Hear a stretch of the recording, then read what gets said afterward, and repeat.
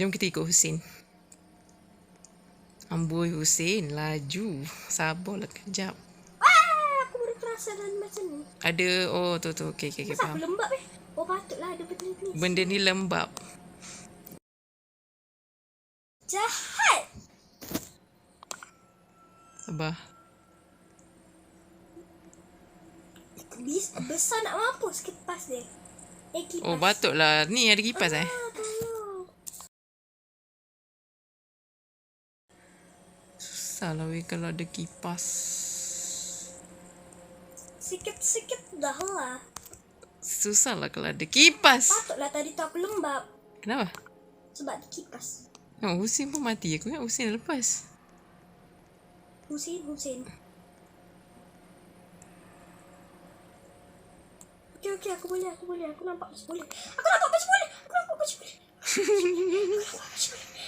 Diamlah. Oh. Jatuh. Sejatuh last minit lagi sakit hati. Apa ni kan contohlah kan macam kita. Weh, macam boleh weh. Kita Asal macam boleh weh. Kita macam dah sampai. Kau tengok aku jadi macam kau. Jangan cakap boleh. Tak boleh. Ada orang mengganggu lah. Ish.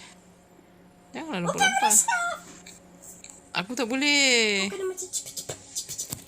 Weh, yang ni Aku tak boleh benda-benda laju nak aku kena anxiety. Aku tengok Husin kesiannya. Aku pun kesian. Aku dengan Husin sebelah ni. ni pun ada kipas weh. Maksud kau? Ada kipas. Aduh, jatuh lah. Aku tahu Husin tengah stres. Tengok relax. Santai tengok aku jalan pun. Tangan dah poket tu. Bapak santai. Jatuh. Tengok Husin tu, dia dah stres tu weh. Husin Husin kat kau mana? okey tak Husin? Dia pandang dinding weh. Aku takut dia beli robot dia jadi Toby nanti. Aku takut.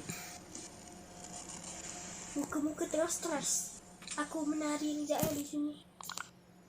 Aku nak cuba lagi sekali. Kalau aku jatuh, video ni akan tamat guys. Okey. So jangan terkejut lah kalau tiba-tiba ending dia macam tu je. Kau tengok nak jalan pun dah tak boleh. Ya Allah, nak sangat aku ending ni video ni.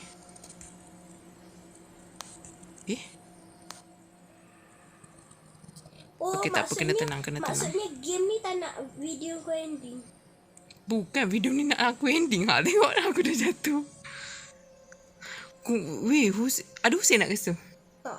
Husin dah left.